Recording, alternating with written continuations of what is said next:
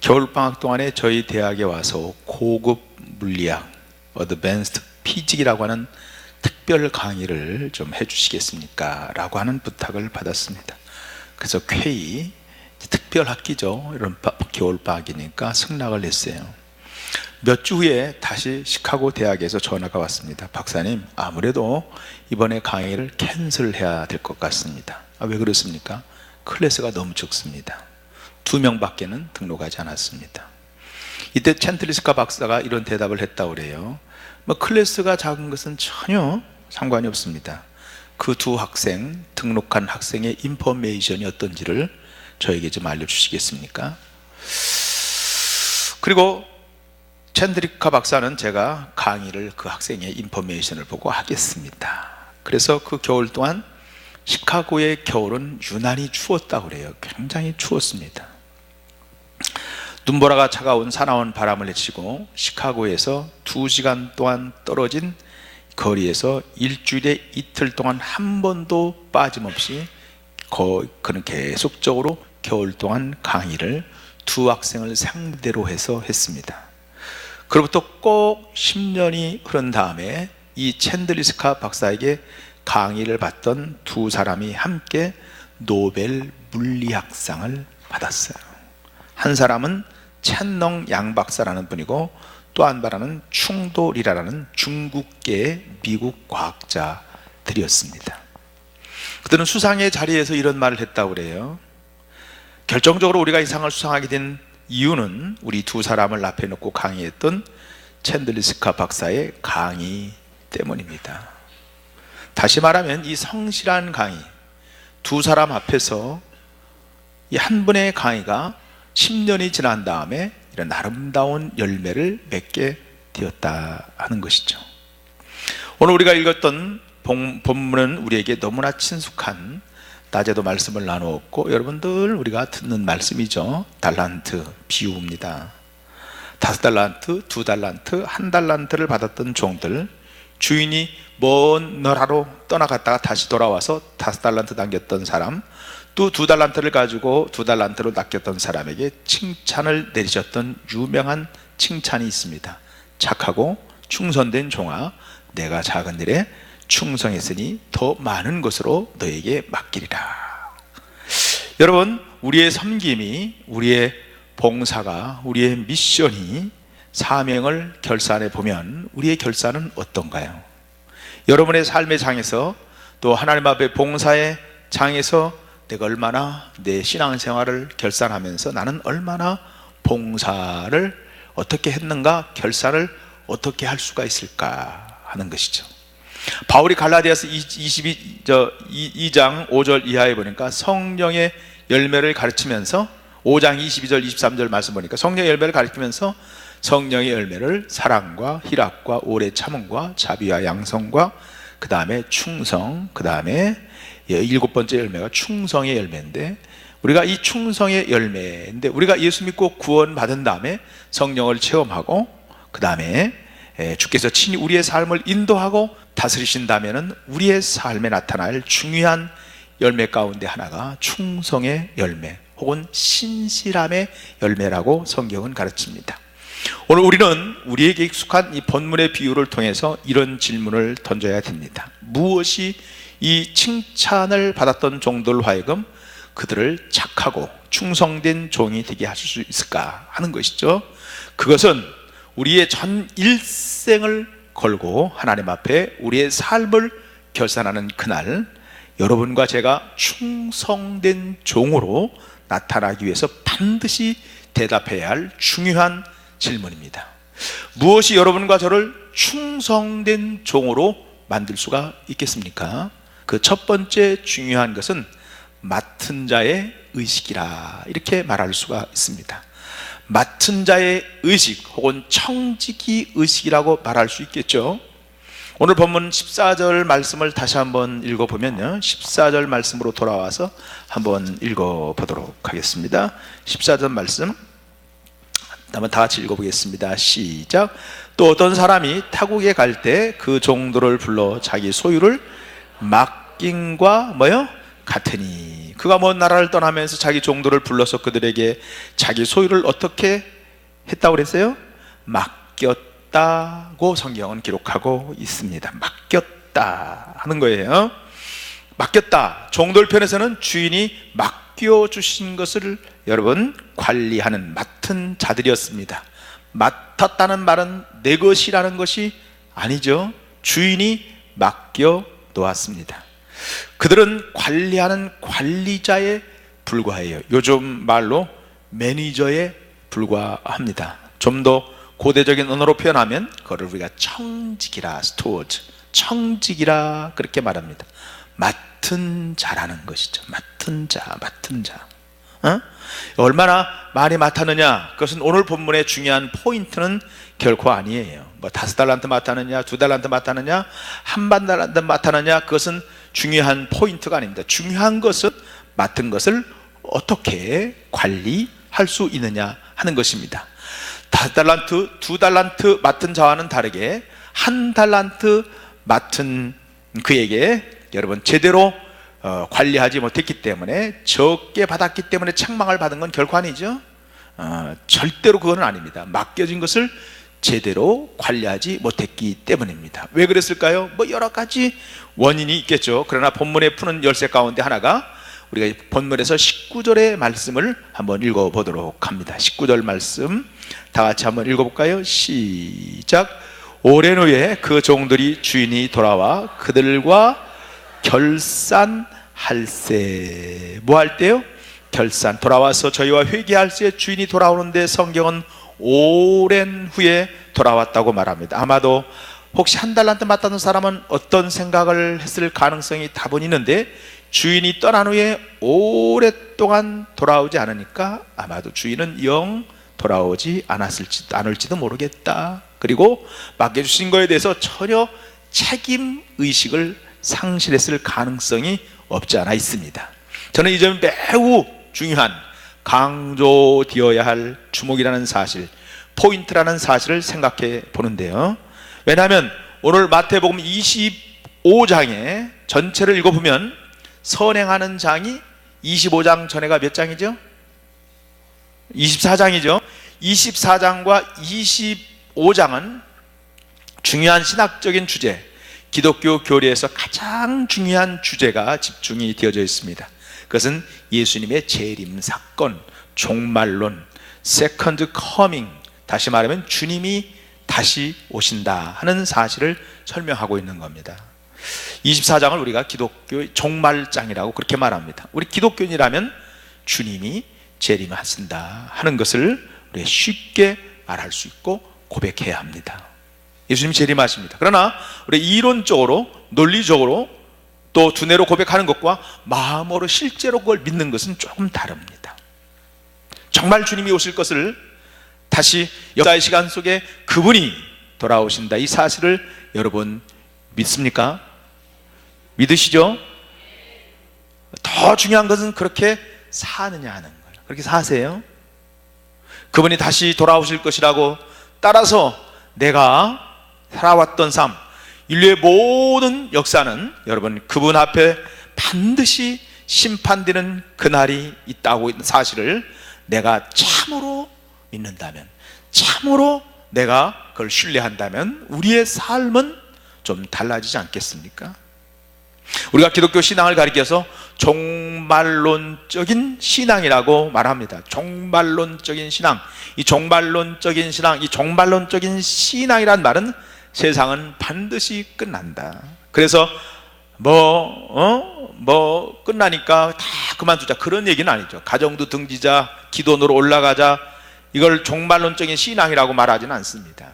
종말론적인 신앙의 본질은 역사 속에 다시 오실 그분, 그리고 역사를 마침내 여러분 심판하고 결산함을 그분 앞에, 언제 역사가 종말이 온다고 할지라도, 또 개인의 종말이 언제 온다고 할지라도 그분 앞에 부끄럽지 않도록 준비되어야 할 삶, 그것이 종말론적인 신앙의 삶의 본질입니다. 여러분, 우리가 그것을 참으로 믿는다면 내 삶이 어느 날 심판된다, 회개의 날이 온다, 결산의 날이 온다, 그 날이 반드시 온다, 반드시 이 사실을 참으로 내가 믿고 신뢰한다면 오늘 하루의 삶은 그분의 심판대 앞에 드러나야 할 삶의 여러분 내용입니다. 그렇다면 오늘 우리는 어떻게 살아야 될까요? 매우 중요한 것이죠. 자, 주님은 우리에게 많은 것을 맡겨주었습니다. 본문에 나타난 주인이 이 종들에게 맡기듯이 저와 여러분에게 우리 주님은 많은 것을 맡겨주었습니다. 뭘 맡겼죠? 먼저 시간도 맡겨주었습니다. 이걸 생명이라고 말합니다. 돈도 맡겨주었습니다. 재능도 맡겨주었습니다. 은사도 맡겨주었습니다. 우리의 몸도 맡겨주셨습니다. 우리의 목숨과 우리의 인생도 맡겨주지 않았어요? 우리가 얼마나 많은 시간을 갖고 있느냐, 이것이 중요한 것은 맡겨준 시간을 어떻게 내가 사용해야 할 것인가를 알아야 하는 것입니다. 내 돈이 얼마나 많으냐, 이게 중요한 것은 나에게 맡겨준 돈을 가지고 어떻게 내가 내 인생을 하나님 앞에 살고 있느냐, 이것이 중요합니다. 내가 얼마나 많은 재능과 달란트를 갖고 있느냐, 이것은 이 좋은 달란트와 탁월한 재능을 갖고 볼품없는 인생이 아니라 이 재능을 가지고 하나님 앞에 얼마나 영광을 돌리며 이웃들을 얼마나 섬기며 유익하게 살아가고 있느냐, 이것이 중요하죠. 내가 건강한 몸을 가지고 있다, 이것이 중요한 이유는 이 건강한 몸을 가지고 하루하루를 살아가면서 이 건강한 몸을 가지고 내 인생에게 정말 하나님 앞에 얼마나 바르게 쓰고 있는가. 하나님은 우리에게 얼마나 많은 기회를 주십니까? 줄세 않는 기회, 돈을 벌 수 있는 기회, 권력을 잡을 수 있는 기회, 그 기회를 가지고 우리가 어떻게 살아가느냐고 하는 것입니다. 여러분, 기회가 주어졌다는 사실이 중요한 게 아니라 기회를 가지고, 돈을 가지고, 건강을 가지고, 달란트를 가지고 어떻게 하나님 앞에 살고 있느냐고 하는 것은 더 중요합니다. 그리고 우리의 삶을 여러분 다시 다 맡겨주신 모든 것들을 다 관리한 후에 마지막 최후의 심판대 앞에서 우리들은 모두 둘 중에 하나를 결정이 될 것입니다. 하나는 착하고 충성된 종아, 하나는 이 악하고 게으른 종입니다. 나는 어느 편에 속해 합니까? 여러분, 어느 편에 속했나요? 우리의 인생이 결산되는 그날, 너 착하고 충성된 종, 충성된 종으로 결산되기 위해서 우리에게 가장 필요한 의식이 있다면 맡은 자의 의식이에요. 맡은 자의 의식, 청지기. 우린 다 청지기입니다. 책임을 제대로 감당하고 살아야 할 하나님의 청지기입니다. 사랑하는 성도 여러분, 내가 신실하지 못했다고 판단되는 분이 있다면, 내가 충성되는 일을 하지 못했다고 판단이 된다면, 여러분 다시 한번 맡은 자의 의식을 가지고 여러분 돌아갈 수 있기를 간절히 축복합니다. 우리는 맡은 자, 우리 인생은 짧고 시간은 짧습니다. 그동안 책임을 다할 수 있는 삶, 주님이 내게 청지기임을 잊지 않도록 여러분 꼭 그 의식을 가질 수 있기를 바랍니다. 아멘. 어떻게 우리가 정말 진실된 충성된 종으로 한평생을 또 살아갈 수 있을까? 첫 번째는 맡은 자 의식이고, 두 번째는 중요한 의식은 저는 신뢰 의식이라고 말하고 싶었어요. 신뢰하는 의식. 5달란트, 2달란트 맡은 종들이 또 다른 5달란트, 2달란트 남겼을 때 그들을 칭찬하시면서 이렇게 칭찬합니다. 착하고 충성된 종아. 여기 충성이라는 말을 다른 말로 표현하면 믿음직스럽다, 믿음직스럽다, 그런 말이에요. 아까 faithfulness라고 써있죠. 믿음직스럽다. 실제로 믿음이라는 단어에서 충성이라는 단어가 나온 것입니다. 이 피스토스라는 말을 바로 그런 내용이에요. 믿음직스럽다. 이 믿음직스럽다는 말은 철저하게 우리의 내적인 성실성을 의미하고 있습니다. 우리 속의 성실성, 겉으로 드러난 모습은 어떤 모습이 아니라 우리 안에 간직하고 있는 내적인 성실성, 거기에 초점에 맞춰준 중요한 단어가 충성된 단어, 신실한 단어입니다. 오늘 우리가 살고 있는 이 시대는 겉으로 여러분 쇼를 보여주는 쇼업 시대예요.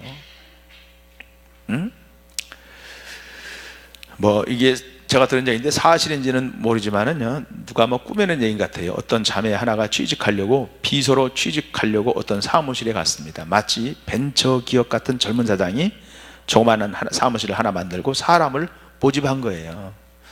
한참 사무실을 꾸미고 있었습니다. 그러면서 비서로 자원했던 이 자매에게 여러 가지 질문을 던집니다. 근데 중요한 질문의 초점은 나를 멋있는 사장으로 만들 수 있느냐, 나를 이렇게 선전해 줄 수 있는, PR 줄 수 있느냐, 내가 얼마나 위대한 사람인지 훌륭한 사람인지를 이렇게 얘기를 한참 한 다음에 했습니다.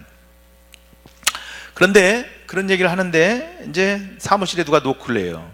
자, 내가 하는 거 잘 보고. 사람이 들어오자마자 갑자기 이 사람이 전화를 딱 들더니 막 뭐라고 떠들어요. 아, 그러십니까 회장님 하면서 얘기를 막 하는데 한참 후에 전화를 끊더니 죄송합니다, 마침 무슨 기업체 아무개 회장님이 저에게 전화를 해서 이렇게 왔습니다. 어떤 일로 오셨습니까? 다 지금 얘기하는 게 뻥입니다, 그죠? 사실은 아니에요. 유니폼 입은 사람이 이렇게 한참 쳐다보더니 요 사무실을 열었다고 해서 전화 연결하려고 한 전화국에서 온 사람입니다. 그런 거예요. 그 뻥을 친 게 다 별로 영향가가 없어졌어요. 자, 이건 뭐 불성실하다, 뭐 이런 자기를 그냥 보여주는 것으로 이렇게 하는 그런 약간 우스개 얘기인데요. 이런 세상이 오늘 세상이라면 그런 세상 속에 살고 있는 우리가 성실성이 참 필요해요. 우리 그리스도인들이 어떻게 정말 사람이 돼야 되는가? 성실성, 신뢰할 수 있는 사람, 충성스러운 사람이 돼야 됩니다. 우리들이 성실의 문제는 크리스찬에게서는 내가 성실한 사람이 되자 자각으로부터 시작되는 그런 삶이 있어야 됩니다. 그래서 우리 그리스도인은 성실한 하나님을 늘 고백하고 성실한 삶을 고백하는 삶뿐 아니라 내가 성실한 삶을 살아야 됩니다. 우주를 창조하시며 지배하시는 하나님, 그 하나님이 성실하신 하나님입니다. 우리 찬송가에도 그러잖아요. 오 신실하신 주, 오 신실하신 주. 신명기 32장 4절에 보니까 모세가 하나님을 향해서 고백을 합니다. 뭐라고 고백을 하는지 아세요? 이렇게 고백을 합니다. 하나님 당신은 진실무망하십니다. 진실 뭐요? 무망하시다. 그 말은 하나님은 성실하시다, 그거예요. 성실. 그 성실하신 하나님은 역사와 우주를 성실하게 섭리하고 계십니다. 그 하나님 나에게 성실한 사명을 주셨다. 이것이 믿는 자들은 거기서부터 내가 성실해야 된다는 자각을 갖게 됩니다. 창조주의 하나님, 그분은 성실하시며 내 인생의 과제 속에 성실하기를 원하신다는 것을 믿을 수 있기를 주의 이름으로 간절히 축원합니다. 근데 오늘 본문에 보니까 한 달란트 맡았던 종, 유일하게 칭찬받지 못하고 책망을 받았던 한 달란트 맡은 종의 경우에는 이 주인관이 왜곡되어져 있어요. 왜곡되어졌습니다. 그래서 주인에 대해서 생각이 잘못되어 있어요. 성실한 것은 가치가 없다라고 믿는 사람에게는 불성실하게 살게 되어져 있어요. 뭐 수단 방법을 가리지 않고 아무렇게나 그냥 출세하는 게 최고지, 그런 역사관을 가지고 있는 사람은 불성실합니다. 한 달란트 맡았던 종의 문제가 어디 있느냐? 자에게 맡겨진 주인을 믿지를 못합니다. 주인을 신뢰하지를 못합니다. 그래서 24절의 말씀 볼까요? 24절 다 같이 한번 읽어봅시다. 24절 자 시작. 한 달란트 맡았던 자 와서 이르되 주인이여 당신은 굳은 사람이라 심지 않은 데서 거두고 해치지 않은 데서 모으는 줄을 내가 알았으므로. 그랬죠. 당신은 굳은 사람이라, 다른 말로 번역하면 당신은 인색한 사람이다, 그런 말이 인색한. 주인 보고 뭐라고 그랬어요? 인색하다. 왜 그랬을까? 아마도 틀림없이 다른 사람에게는 5달란트를 주고 또 다른 사람에게는 2달란트를 주면서 나에겐 뭘 줬어요? 1달란트밖에 주지 않았느냐? 당신은 나에게 짜고 인색한 분이다. 아마 이런 의미가 숨어 있을 것이라고 생각이 되는데, 이런 1달란트라는 게 적지 않아요. 제가 낮에도 말씀을 드렸지만은 한 달란트, 금 한 달란트는 적어도요 수십 년, 20년 이상의 여러분 월급을 모은 게 한 달란트입니다. 지금 많아요. 아이고 뭐 어마어마한 돈이죠. 20년 이상 모은 거, 이걸 나한테 맡긴 거예요. 절대로 죽지 않아요. 이 사람은 집중한 게 뭐냐? 다른 사람에게는 5달란트를 주고 다른 사람에게는 2달란트 줬는데 왜 나에게 1달란트를 주었느냐고 불평을 가졌습니다. 그 불평이 뭐냐면 비교예요. 비교. 이 비교라는 건 항상 내 인생을 좀 힘들게 만들고 비참하게 만듭니다.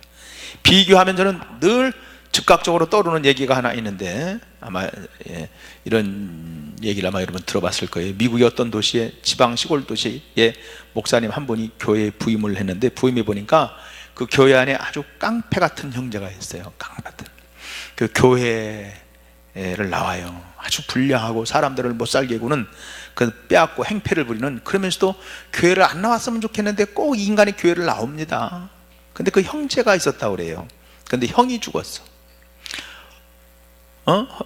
어느 날 동생이 목사님을 찾아와서 목사님 장례식을 잘 치러 주십시오.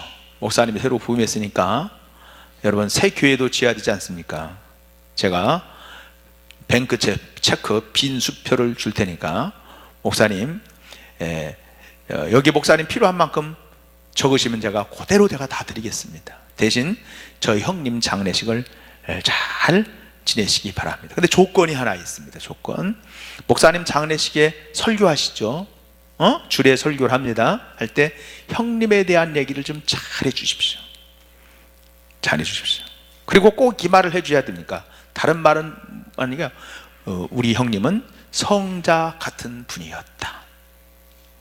깡패고 못 살고 사람을 괴롭게 했는데 세인트, 성자라고 이렇게 해달라는 거예요. 목사님이 가만히 생각을 하시다가 그럼 한번 해보겠다. 왜냐면 빈 숲에다가 지금 교회당을 질 돈을 헌금한다니까 목사님이 타협을 한 거예요. 그래서 해봅시다. 장례식이 시작이 되어졌습니다. 뭐 동네 유명한 깡패가 죽은 거예요. 지금요. 유명한 죽었으니까 동네 사람 다 왔습니다. 그래서 목사님이 그 장례 주례가 시작됐습니다. 한참 클라이막스에 형에 대한 이야기를 이렇게 딱 시작해요. 여러분 잘 아시는 것처럼 이 고인은 우리 동네에서 유명했던 분입니다. 불행히도 그분은 동네 많은 사람 가슴속에 상처를 주고 우리 모두를 불안하게 만들고 그리고 커다란 고통과 두려움을 안겨주었던 사람입니다. 이 사람은 참 인생을 잘못 살았습니다. 그렇게 잘못을 지적했어요. 그러나 여러분 이 고인은 살아있는 형제, 지금 동생과 비교하면 이 사람은 동생과 비교할 때 분명히 성자입니다. 성자라고 얘기했잖아요. 비교해서.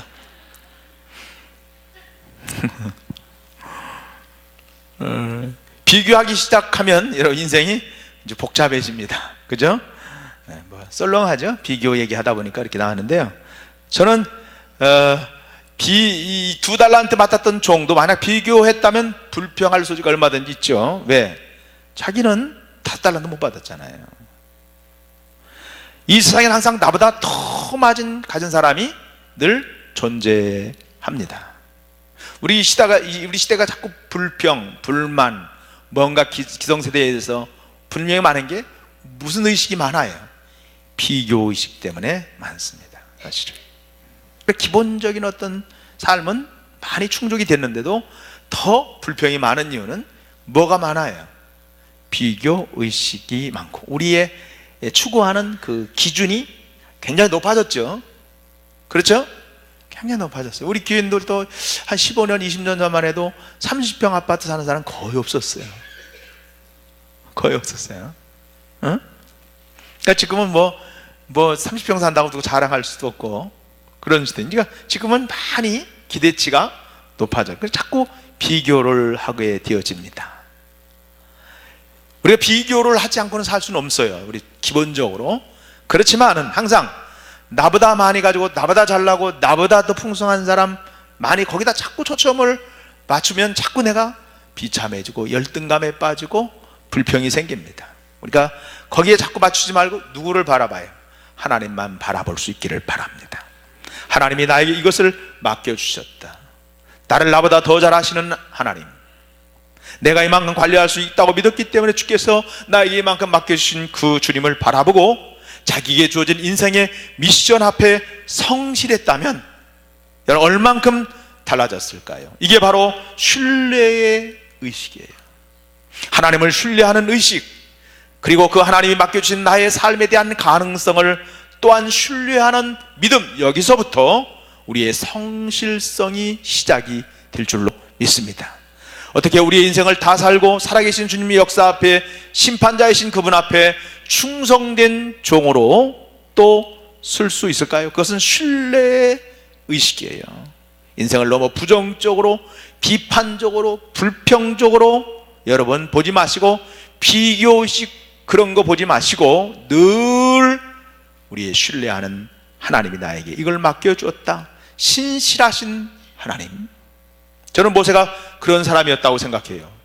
모세가 그렇게 탁월했던 사람이 아니라 나도 말도 못하고, 그런데 어떻게 이 백성을 설득해서 이끌어 갈 수 있습니까? 그때 주님이 내가 너와 함께 하겠다 그랬더니 믿어요. 모세가요, 믿어요. 모세야, 그리고 그 모세에 대해서 너는 나의 온 집에서 충성된 사람이며 신실한 사람이로다, 하나님이 그렇게 말합니다. 사랑하는 성도 여러분, 우리가 우리의 나머지 살아가야 할 인생을 내다보면서 저는 주께서 여러분과 저에게 여러분 신뢰의식, 하나님을 신뢰하는 의식을 희복시켜 주시기를 주의 이름으로 축원합니다. 우리가 인생을 다 살고 충성된 자로 나타나기 위해서 또 필요한 세 번째 의식은 존재의식이라고 말하고 싶어요. 존재의식. 이게 무슨 말이냐면, 우리가 인생을 사는 사람은 크게 두 가지로 나눌 수 있는데, 한 종류의 사람은 소유의 가치관을 가지고 살아간 사람입니다. 더 많은 소유가 나를 행복하게 한다. 또 다른 종류는, 이것은 훨씬 적은 소수이긴 하지만 존재의 가치, 나에게 있어서는 내가 어떤 사람이 되느냐, 이게 더 중요하다는 거예요. 우리는 나를 판단할 때 어느 대학을 나왔느냐, 얼만큼 물질을 가졌느냐, 얼만큼 잘생겼느냐, 얼만큼 내가 어떤 것을 많이 얻었느냐 라고 하는 소유의식을 가지고 나를 판단합니다. 그거 중요하지 않습니다. 내가 어떤 존재냐, 이것은 훨씬 더 중요합니다. 소유의 인생 가치관에서 무게를 두지 말고 내가 뭐냐, 나는 어떤 존재냐 하는 거예요. 나는 어떤 존재냐, 거기에 무게를 두고 살아가는 사람이 되어야 됩니다. 이런 사람 많지 않아요. 우리는 그렇게 생각합니다. 돈을 많이 벌고 출세하면 나의 존재 가치가 높아졌다. 아닙니다. 그래서 사람들은 더 많은 것을 소유하기 위해서, 더 많이 달라고 소유하기 위해서, 더 많은 권력을 소유하기 위해서, 더 많은 지식을 소유하기 위해서, 더 많은 기술을 소유하기 위해서 소유를 위해서 달려가는 인생을 살고 있잖아요. 거기에서 의미를 찾고 거기에서 보람을 찾습니다. 그것을 위해서 땀을 흘리려고 합니다. 거기에서 자기의 인생의 성취를 통해서 그것이 자기라고 생각을 합니다.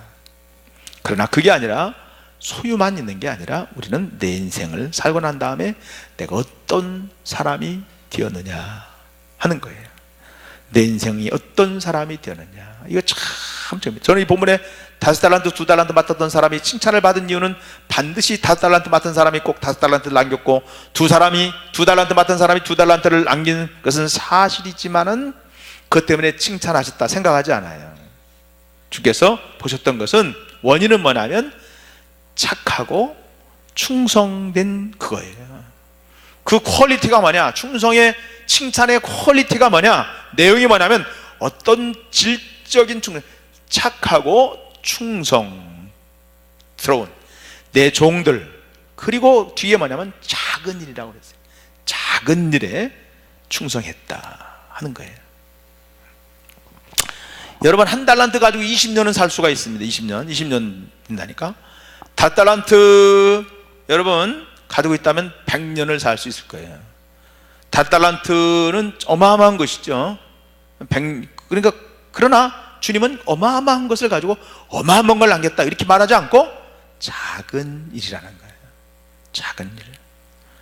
우리 사람들은 큰 일, 작은 일, 또 위대한 일, 평범한 일 이렇게 해서 나눕니다. 하나님 보실 때는 다 작은 일이에요. 대통령을 지내도 작은 일이에요. 여러분이 무슨 위대한 사람들이 생각할 때 대단한 일을 남겼어도 주님 보실 때는 작은 일이에요. 그 일 자체에 그 어떤 결과만을 가지고 이야기하는데 그게 아닙니다. 제가 설교 때 자주 이야기하는 미국의 지미 카터 대통령은 정치가로서 훌륭한 사람은 아니었을지 몰라요. 그러나 세월이 지나갈수록 그 사람의 인생의 무게가, 그 사람의 삶의 모습이 더 아름답고 더 빛나는 이유는, 또 사람들에게 감동으로 다가오는 이유는 어디 있습니까? 지미 카터가 퇴임 후에 그의 삶을 추적하면서 그에 대한 기사를 쓰면서 항상 그는 백악관의 목표가 아니라는 거예요. 내 인생이 대통령이 목표가 아니고 백악관이 목표가 아니고 정치가 목표가 아니라 그는 뭐예요? 목표가 뭐예요? 그건 수단이라는, 하나님의 영광을 위해서, 하나님의 나라를 위해서, 하나님을 섬기고 사람을 섬기는 일에 하나의 수단이지 그게 목표가 아니라는 것이에요. 돈을 버는 이유는 돈의 목표가 아니라 돈을 통하여 사람을 섬기고 하나님을 섬기는 수단이죠. 수단이죠.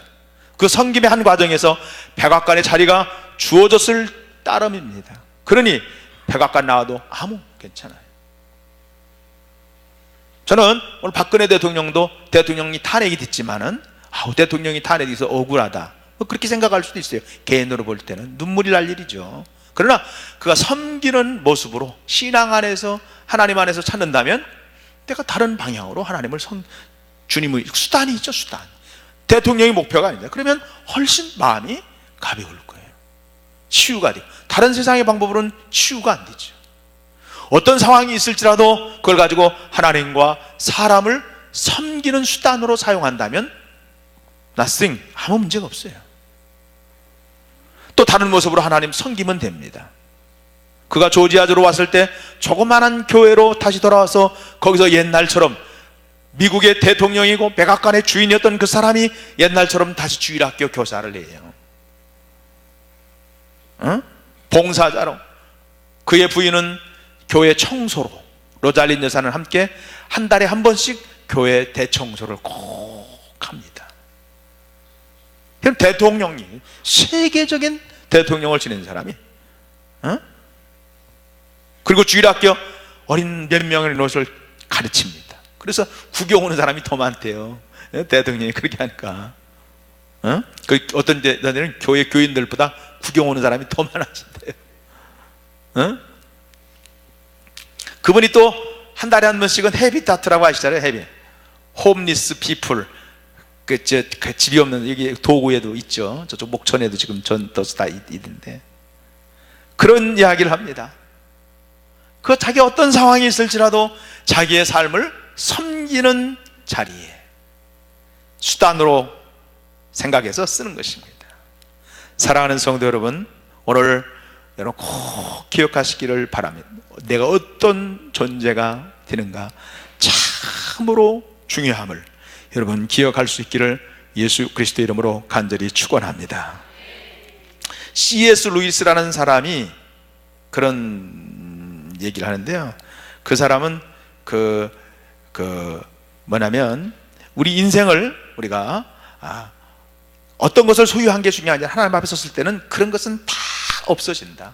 내가 하나님 앞에 어떤 존재였느냐, 어떤 사람으로 바뀌었느냐, 어떤 성품으로 바뀌었느냐, 어떤 심령으로 바뀌었느냐, 이게 중요하다는 거예요.